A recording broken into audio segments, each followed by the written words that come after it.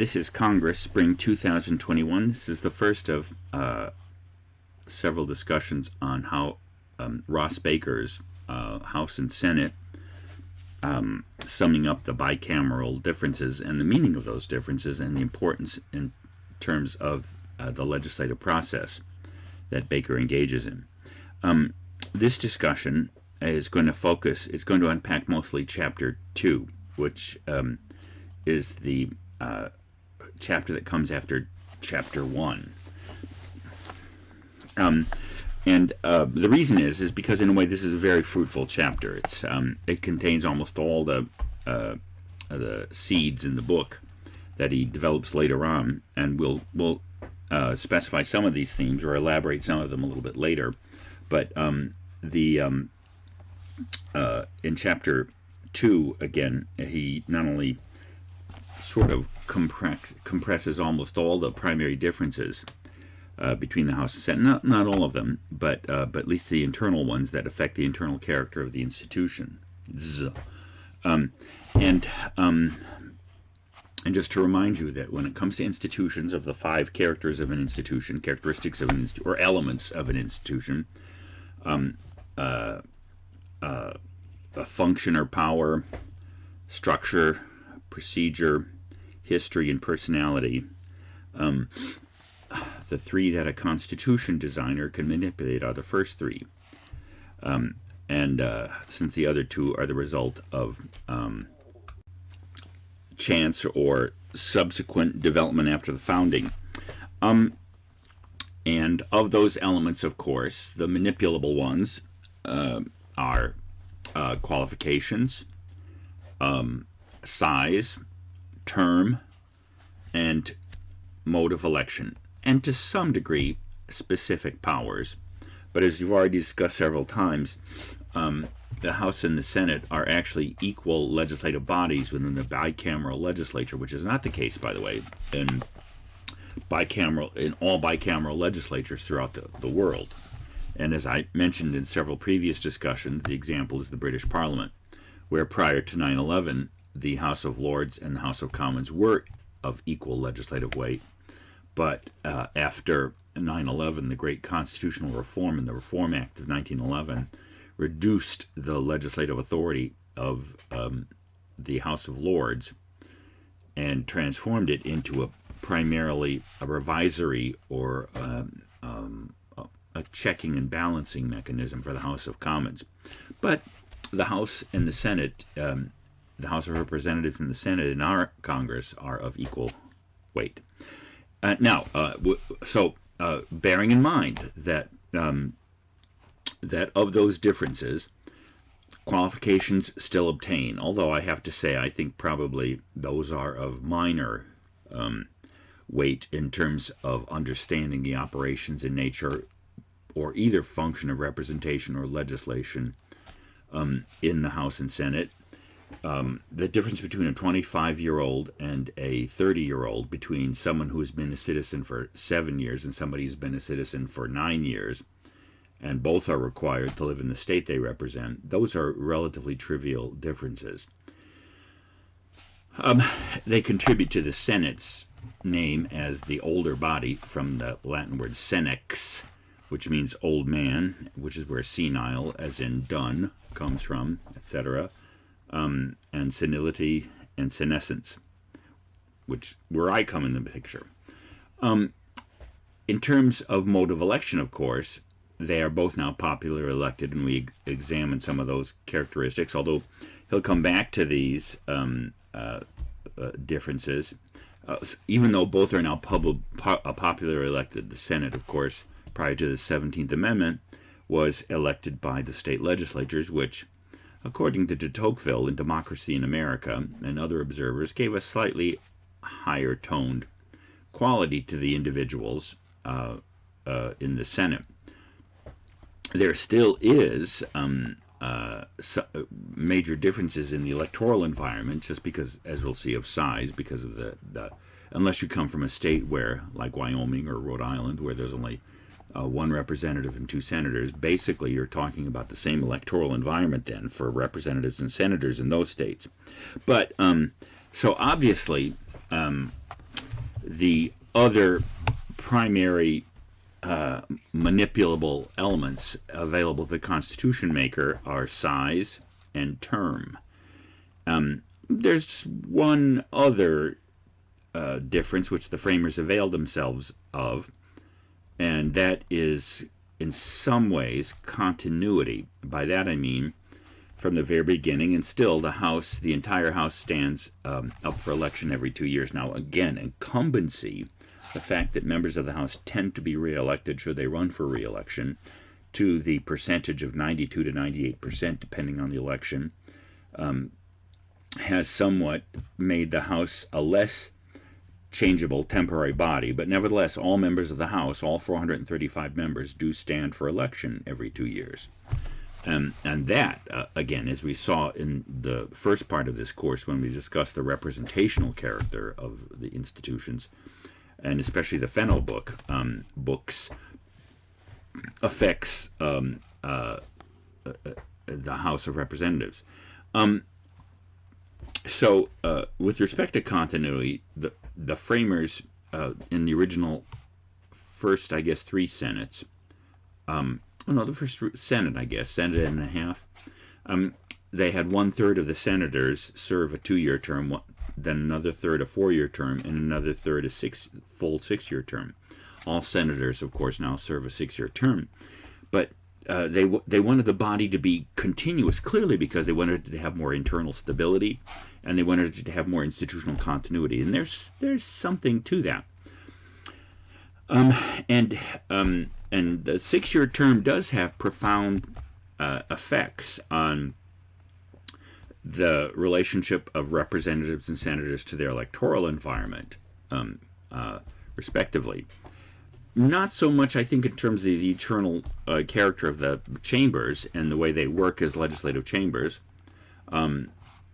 although insofar as every representative and every senator serving has to balance these same character aspects of their their overall function as members of the House and Senate. That is to say, they have to balance, as Davidson and Olesic point out, their representative function and the demands that go along with that, and their legislative function.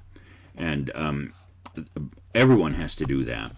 And there is a certain sense in which that 6-year term, as Fenno pointed out in a follow-up study to his home style, in which he did the same kind of study applied to the Senate. The main difference, he found 2 main differences, which we'll come back to in the electoral environment in the Baker book, and that is there is a cycle to the 6-year senator term, as opposed to the House members who have to go up for election every 2 years, which is to say, especially in the modern Congress, they are always campaigning, always.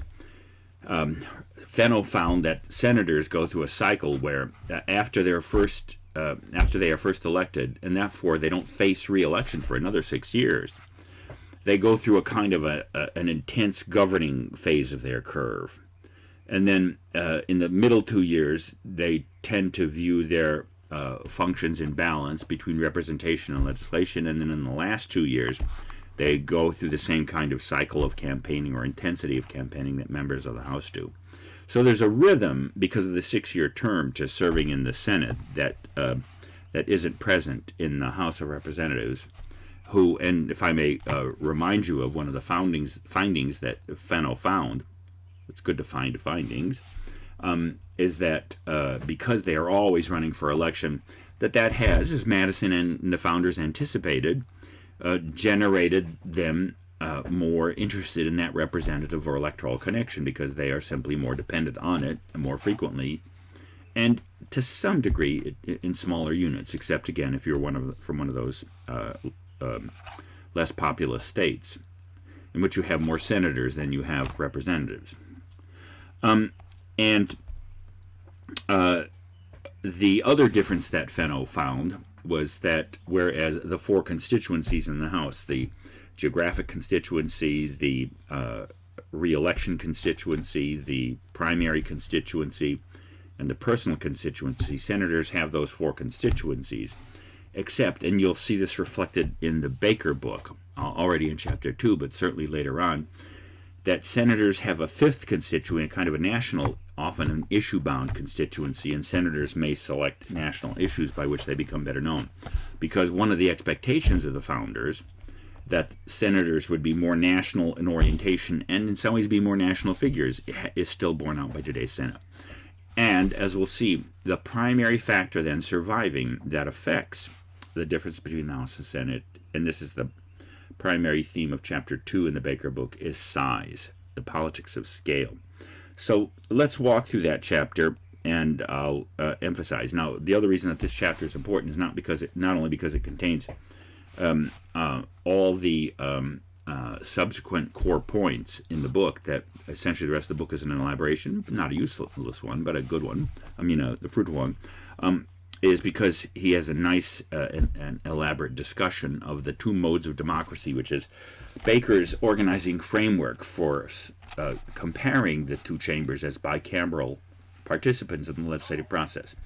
The House and the Senate, as you will discover, as you already have discovered to some degree in chapters 6, 7, and 8 of the Davidson and Olizik book on party leadership and organization, the committee system, and the body of rules in both chambers. We will come back to all of those actually quite a bit in this book.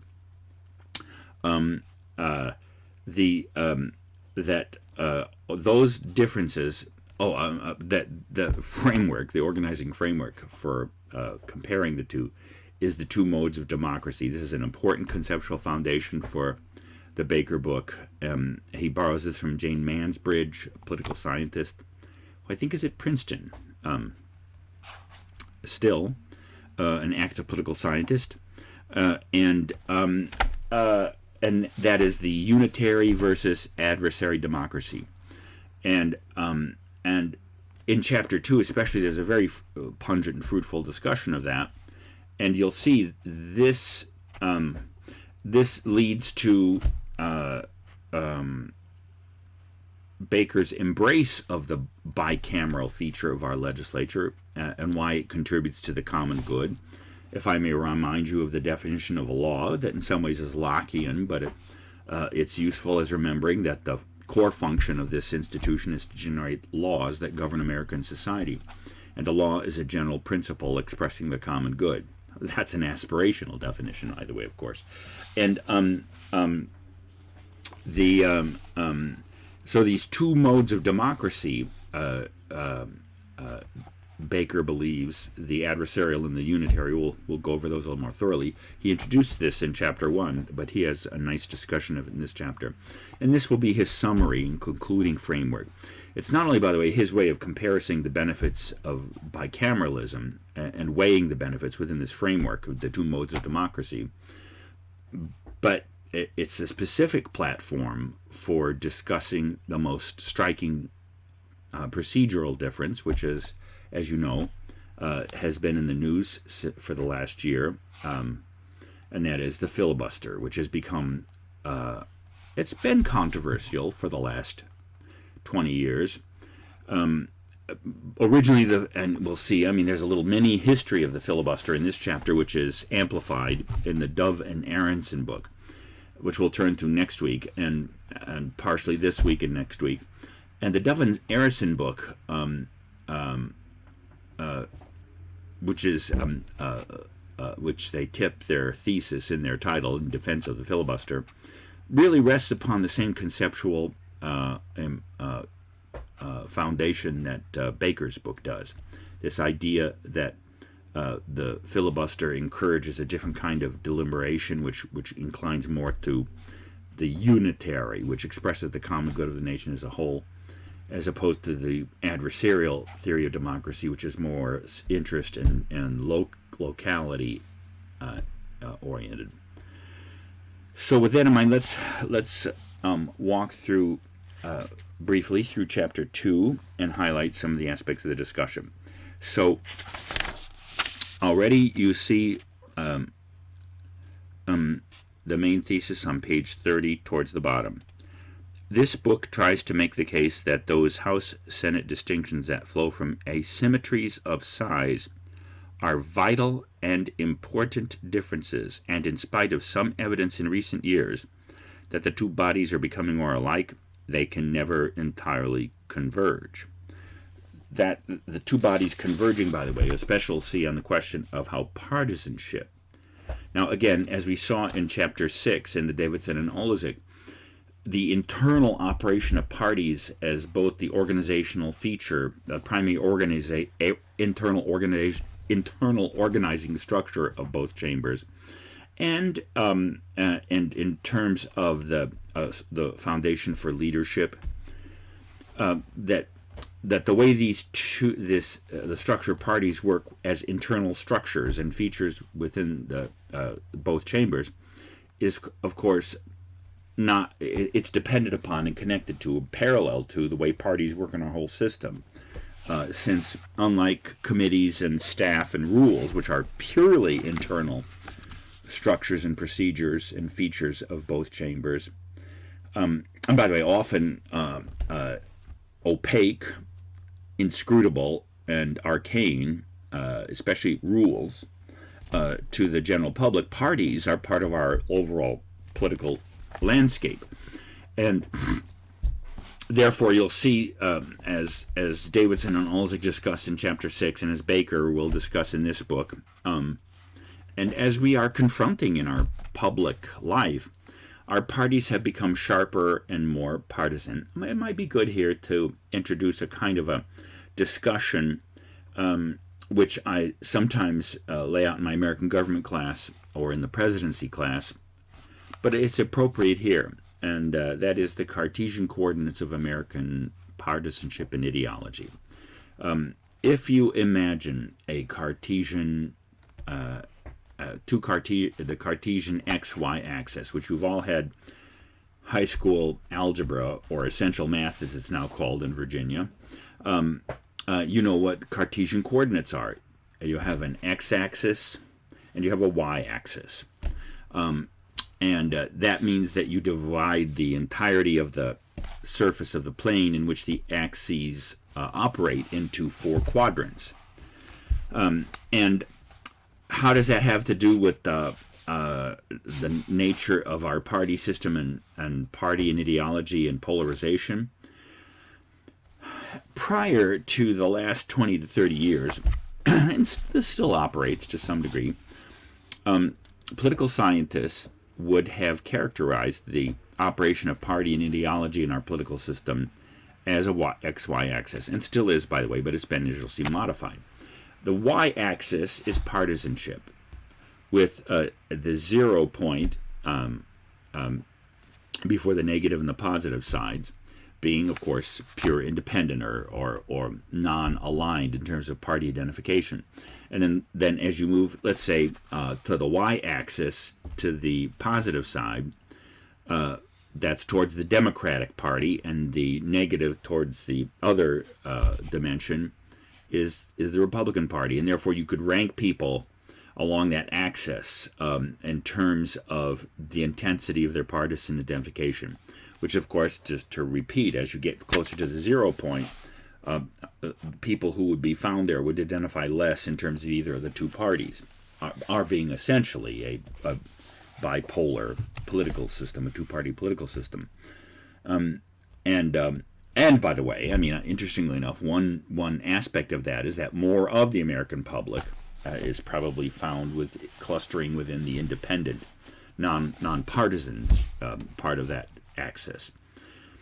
That's not to say, as both Davidson and Olezik point out, and several other authors have pointed out, people still essentially, both in terms of citizen voting queues and in terms of, as we saw in Chapter 9 of the Davidson and Olezik book, party is still the most potent cue and organizing decisional factor for most citizens when they vote, as opposed to name recognition of the candidate or the identity of the individual candidate, or issues. And because most American voters are relatively few American voters, I should have started that sentence differently.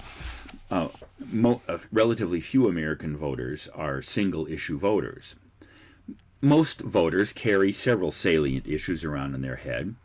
And again, aside from the identity of the candidate and those salient issues, party identification tends to be the more predictive salient factor. And of course, on that axis that we're describing, the x-axis, did I say y-axis? I meant to say the x-axis of partisanship. The closer you get out from the center, the more that party identification is the primary decisional factor. In the presidential election of this last fall, 2020, President Trump and President Trump's character and polarizing influence probably was almost, in American voters' minds, as potent a factor as party identification. And that was probably between 2016, where you had Hillary Clinton versus Donald Trump, and both had strong negatives within the American public. So obviously then, to go back to the Cartesian axes, the y-axis, the vertical axis, then political scientists would call the ideology axis. Axis. From and then in the 0 point, you'd have somebody who was neither liberal nor conservative, nor for who ideology was an organizing framework of their political identity. And then the liberal and conservative directions as you move away from the center would be the what that axis measures, the intensity of your moving towards liberal or progressive ideology and conservative ideology. Now, the intersection of those two axes meant that you had 4 quadrants and 4 basic directions and combinations to describe American citizens. You have obviously above the 0 point of the y-axis, the liberal part, you had either liberal Democrats or liberal Republicans. And then in the south part of the y-axis, the conservative part, you had either conservative Republicans and conservative Democrats. You still do, by the way, and there is obviously within both parties a range of ideology, and also there's still some regionalism in our parties, although nothing like the old division between National Democrats and Southern Democrats that you had prior to the dismantling of segregation in the South. And with the general realignment of conservatives in the South from the Conservative Democratic Party to the Republican Party, which is the general realignment that happened in the 1970s, 80s, and to some degree 90s, was well underway under the 80s by the time that Reagan was elected. And to some degree that explains the center of the road presidency of Bill Clinton, who was a centrist, somewhat conservative Democrat. Now the weight. So what has happened? So let's use that framework, and then we'll come back to the way that question is reflected in Congress. So what's happened is and I suggested some explanations for this in chapters 3 and 4 of the Davidson and Olesik book. What's happened in the last generation, since the 70s, is the sort of polarization of the parties, so that Democrat has become more identified with liberal and progressive, and Republican with conservative. So in some ways, what's shrunk, it's still present, but not as great a factor. And by the way, I would say that this question is highly determinative, highly critical in terms of our present politics. I'll get back to that in a minute. We'll come back to that when we talk about the filibuster also. And in some ways, the nature of the Senate, as Baker unfolds it, is what's happened is the 2 quadrants of liberal Republican and conservative Democrat has shrunk. And again, at one time, there was a sort of a regional dimension to this, where the Northeast had a larger contingent of liberal Republicans, and the South, of course, had conservative Democrats.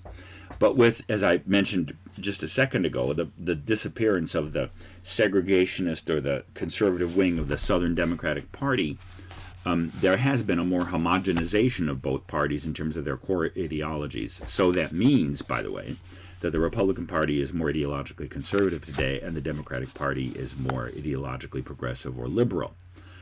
And so as you'll see, by the way, that has put senators like Kristen Sinema and Joe Manchin in the spotlight because, and even Joe Biden, because the drama and dynamics, we'll explore this more in my presidency class in the fall, especially the primary contest within the Democratic Party in the last 2 years, especially between Bernie Sanders and Joe Biden, was a kind of a contest for the soul of the party between the moderates and the progressives. And to some degree, one of the dramas within the contemporary Democratic Party, you see these playing out in Congress, is the basic shift of the party leftwards, which is part of this larger development that I'm talking about. But President Biden, who ran as a moderate, most observers would say he's probably have a tendency to govern more to the left, to the progressive wing. Much to the approval, by the way, of the progressive wing of the Democratic Party. And yet, at the same time, and this will bear on part of the framework that Baker is talking about in his book, and also that we'll come back to, is that the moderate gains. Remember, the Democratic Party gained 40 seats in the 2018 midterm elections. Most of those seats, on the other hand, were not progressives. It's true that the progressive wing through AOC, Alexandria Ocasio-Cortez, and the squad, Ilhan Omar and Rashida Tlaib, and several of the other more progressive and they in some ways they're the more visible and media savvy part of the Democratic Party. Part of that has to do with the rise of social media as a political platform.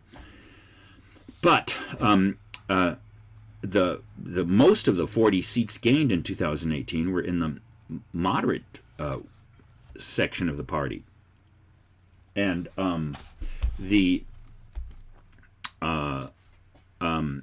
so one of the internal dramas of the Democratic Party right now, and that I think will begin to play out, especially as last night President Biden spoke to a joint session of Congress and sort of laid out his broad vision for American governance. And there's been a remarkable a degree of coherence and unity and partisan coherence and unity in both houses, in both Republicans and Democrats.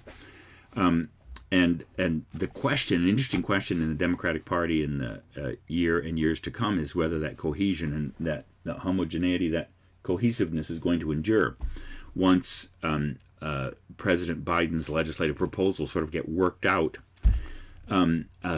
within the internal processes within Congress. That didn't quite happen with some of the main polarizing votes since the inauguration, including, of course, the second impeachment vote, which was a polarizing phenomenon, and COVID relief package, which was also, no Republicans voted for that. And so many of the critical votes, even on the COVID relief package, by the way, earlier in the year, followed completely party-line votes, and there was some question whether or not Joe Manchin and Kristen Sinema were going to vote as the most visible and pivotal moderates in the Democratic Party, especially in the Senate. So, so to go back to this larger framework of what's happened to American parties since they become polarized, in that Republican is more identified with conservative and Democrat more with progressive and liberal. That's had its effect on the way that both chambers reflect party cohesiveness and votes. Baker will talk about that, and Davidson and Olzik have already spoken about that to some degree. Let me just say, by the way, as we speculated in chapters 3 and 4, the electoral environment of Congress, what partially explains that polarization, there are probably long-range tendencies within the American political order, plus some regionalism. And by the way, the census just came out this last week, and the populous Democratic blue states have lost basically representation as population. The basic demographic trends in the country basically have remained the same, with a movement of population away from the north to the south, and to some degree from the east to the west. Although what's interesting is that there's been kind of a shift away from the large, dominant, populous blue democratic states to the south. Texas has picked up 2 representatives, New York and Pennsylvania, Illinois, and I think Michigan lost 1. But then also there's been some movement away from the coastal blue democratic states of California, Oregon, and Washington to some degree. So part of this polarization could be demographic in origin, or partially anyway. But probably the most important structural feature was the rise of party nomination, primary nominations in both parties, as there was a little party reform in the 1960s and 70s, which we discussed.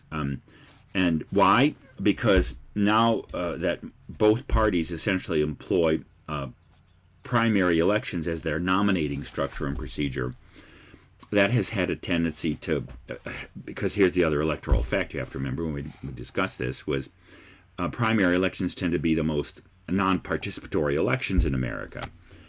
Municipal elections and local elections tend to be have declined in participation. Remember, I live in Charlotte, and in the last mayoral election, only about 10% of the citizenry voted in the mayoral election. And that's been a kind of a reflection of the evaporation of the vitality of local institutions in America in general, perhaps since the New Deal. But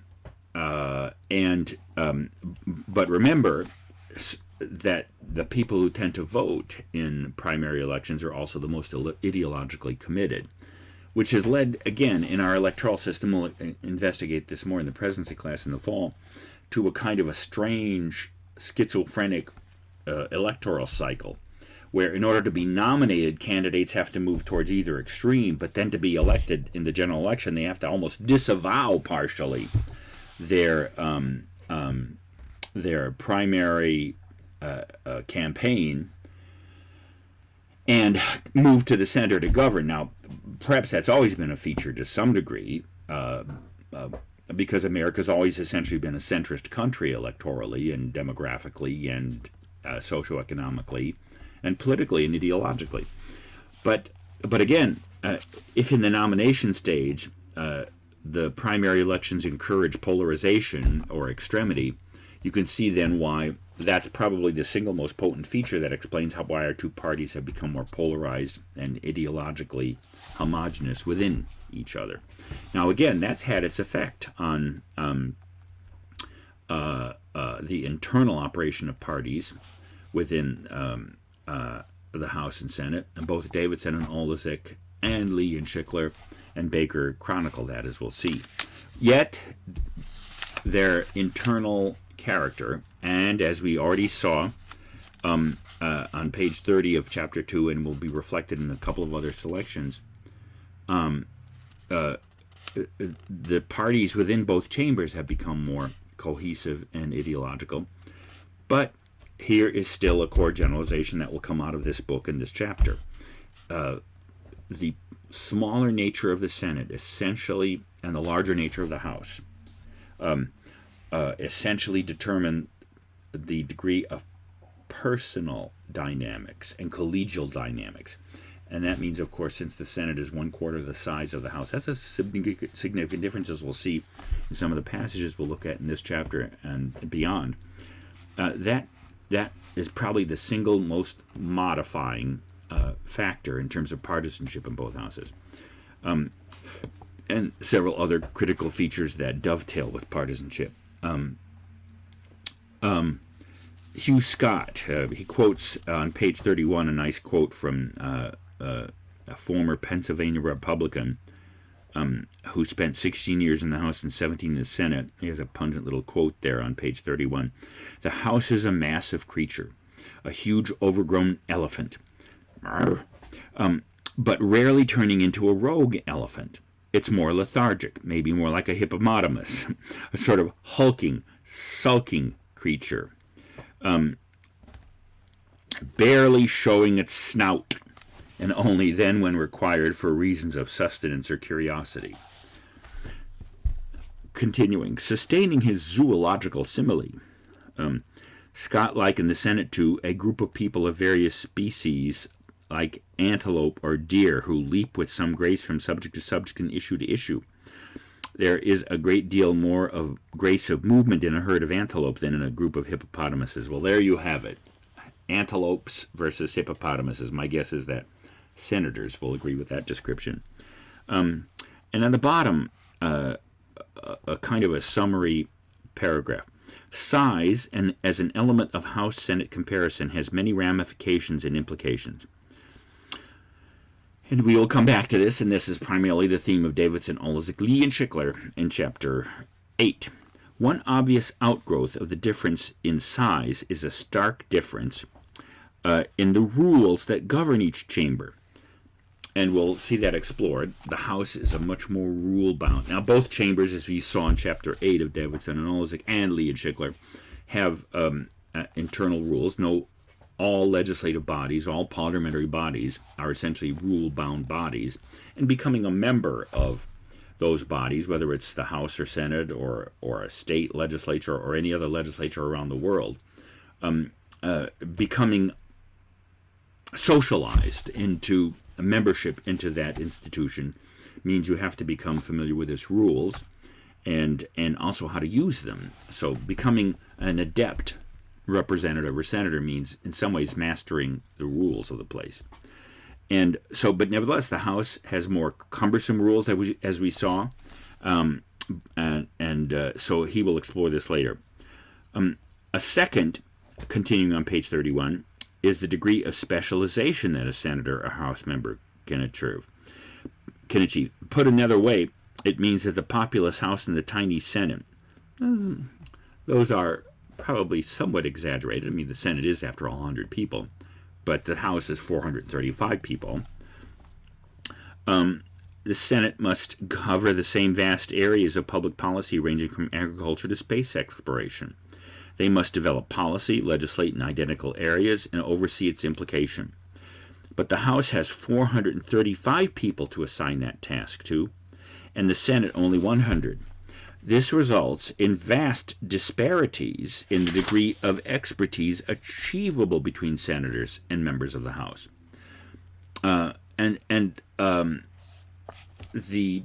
He will also develop in this chapter and subsequent chapters that has a profound effect, of course, on how members of House and Senate relate to their committees.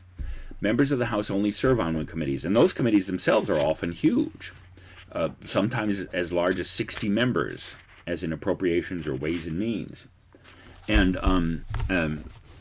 the size of Senate committees, of course, is by definition smaller, which obviously affects the dynamics of the members of the committee, plus Senate subcommittees, which there may be only 3 to 7 senators, are where a good deal of the work of the Senate committees take place.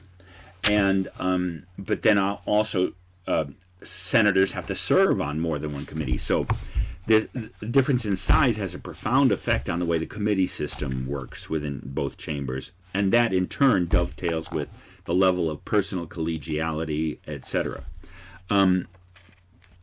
Third criterion on page 32 that size has a big difference of is the relationship between leaders and followers in large and small organizations is different. Large organizations tend to be hierarchical and efficient at processing routine tasks. Small groups tend more to face-to-face contact between leaders and followers, with individual expressions tolerated and even encouraged. Leadership in the small body becomes more problematic. And we already saw that essentially laid out in chapter 6 of Davidson, Olezik, Lee, and Schickler. And probably we will see that also reflected again in the rules. And this was in Chapter 8, if you remember. The main processing structure and set of procedures is the Rules Committee in the House. And that floor action and debate in the House is much more bound by those rules. Both the House and the Senate have the procedure called unanimous consent agreements. But the Senate is really run by that. That's the Senate's version of the Rules Committee again, if you remember, and so that means that the relationship between leadership and the larger membership, plus, as you'll see, and this was already implicit in what I just read, this is where the unique character of the Senate comes in. Perhaps the most, again, oops, I was about to engage in an oxymoron, the most unique legislature. We say that all the time. That's actually an oxymoron. No, excuse me, it's a redundancy. If something is unique, you don't have degrees of uniqueness. There's your vocabulary lesson for today. Something is either unique or it's not. The Senate is a unique body in the extent to which it gives the power to affect and impede the functioning of the larger body to individual members, not just minorities, which is what the accent is on in the filibuster right now, the debate, but as you'll see, it's the ability of the individual senator to affect the larger organization, the larger functioning of the whole chamber, that gives individual senators a unique bargaining position. And that's a lot of power. And so what organizes and channels that power in the Senate is its smaller and more collegiate body. So whatever else we want to say about the filibuster, and there's been a lot of nonsense spouted about the filibuster in the last year, especially as much of the passage of President Biden's legislative program will hinge upon the 50-50 majority in the Senate, of course, with the tie-breaking vote from Vice President Harris. But it turns out that it's not. We'll see that, and this is probably why individual senators, the most visible ones have been Sinema and Manchin on the Democratic side. It is when push comes to shove, I would predict that the unity of the Democratic Party, which has held up till now on several critical votes, as I talked about earlier, that will probably give way, not because Sinema and Manchin are moderate Democrats, although that will be a partisan and a party basis for this, but because ultimately to give up the filibuster will change the nature of the Senate. And you'll see, by the way, the equality of the states is something of a consideration here, and especially West Virginia as a relatively small and poor state, and it's because of the unique character of the Senate that Joe Manchin has so much authority and power within it, and therefore my guess is on these critical votes, especially when the pressure to pass the larger program.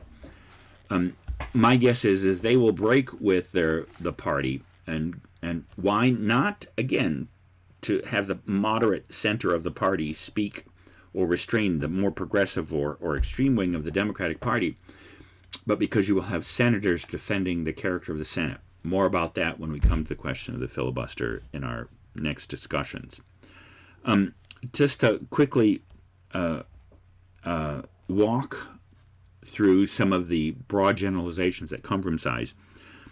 On page 32 and 33, you learn, for instance, that the House members used to have separate desks. But on page 32, the House abandoned separate desks for each member in 1912 after members from the newly admitted states and of Arizona and New Mexico were sworn in, and the chamber became too crowded. So if you visited the House and Senate in Washington, that's it. You see the House is essentially semicircular benches. The Senate, of course, and he describes this in the next couple of pages, it's just nicer. The chamber, both are not shabby, but both are the Senate is a much nicer place, much more ornate, much more finished, and more prestigious as an environment. And so not only the difference in terms of architecture and ecology are different, and this will be an important thing in terms of, and this next consideration, that is status and prestige. the Senate, like it or not, and members of the House are sometimes resentful about this, especially when there's a certain contest between the chambers and conference committees. The senators simply have a higher visibility because there are fewer of them. They tend to be, I would say, probably a fifth to a third of the Senate are nationally known figures, and therefore there's slightly more prestige, slightly more status, more personal recognition among senators. Not only in terms of the political environment outside the House, but within each chamber, of course. And this is something that becomes a contest. In fact, I'll just say this. In conference, and he outlines later on in this chapter, in conference committees, there's a tussle between the prestige of individual senators, who, of course, because they serve on fewer of them and there are more on more than one committee, and the way that conference committees work, as we'll see later, typically when a conference committee is impaneled to work out differences between a Senate and House version of the bill,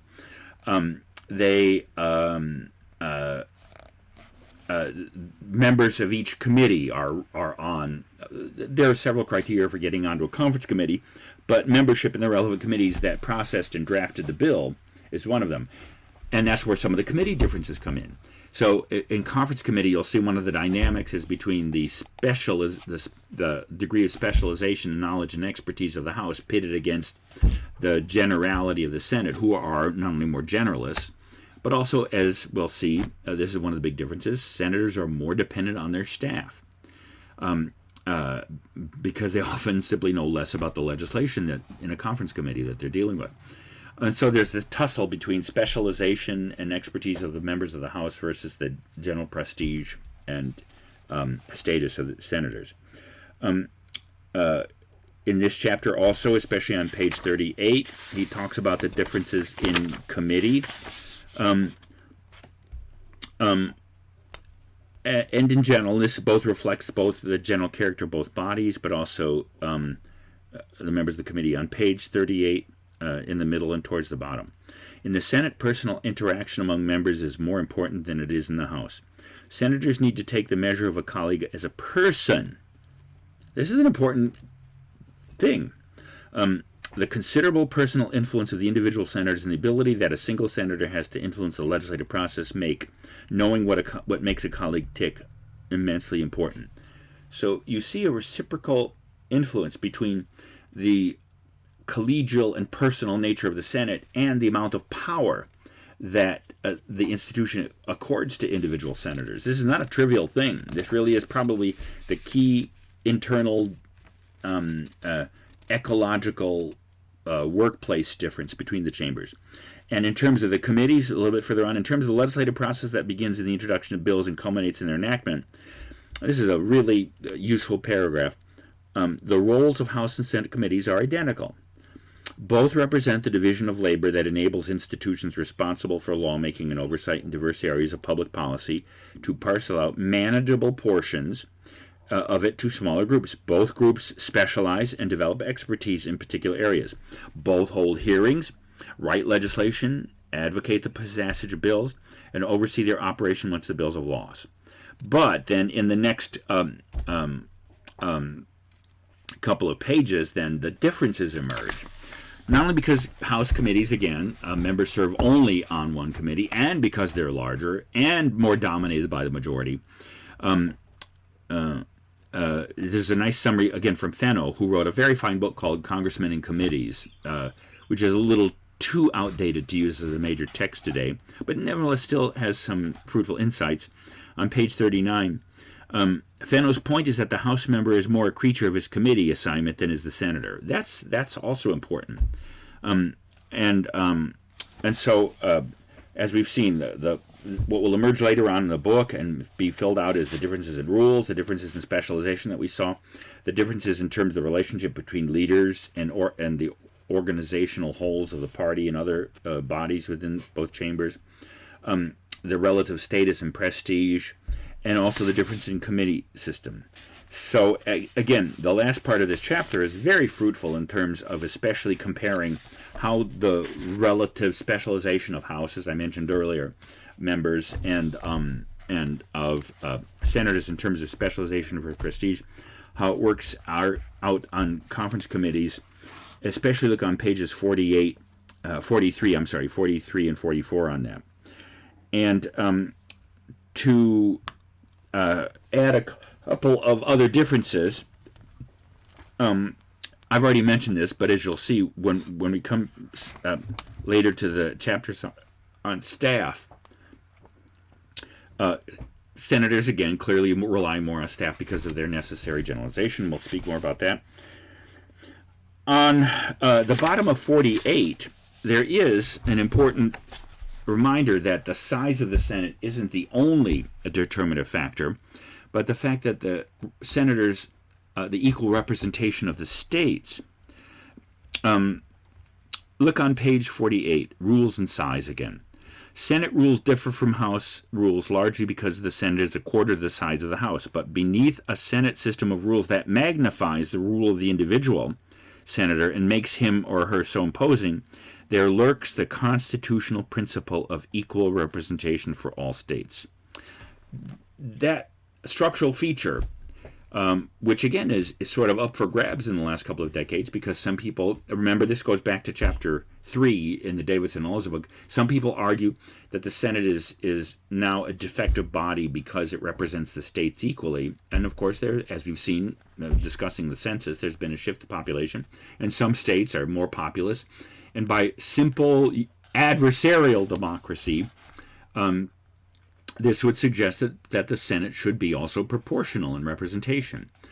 But, of course, going back to the beginnings of the Constitutional Convention and the founding and the Great Compromise on July 16th in 1787 in the Constitutional Convention, that confederal element of our Union, which still is reflective in the Electoral College and in the amendment procedures, and to some degree in the ratification procedure, although that was a one-time issue, it's also that has an effect on the way that senators interact with each other, which we'll see later on. Now, the last thing I want to point out in this chapter is the more pungent and elaborate discussion of filibuster debate and the two models of democracy from page 50 through the end of the chapter.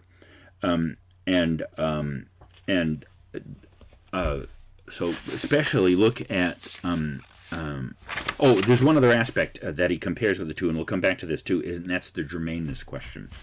Germane means relevant, and the fact that senators have so much power because the floor procedures of the Senate, and this is part of this larger picture of the personal and collegial nature of the Senate, and the free debate in the Senate, of which the filibuster is the most visible, but not the simple source of these characteristics or expression of them,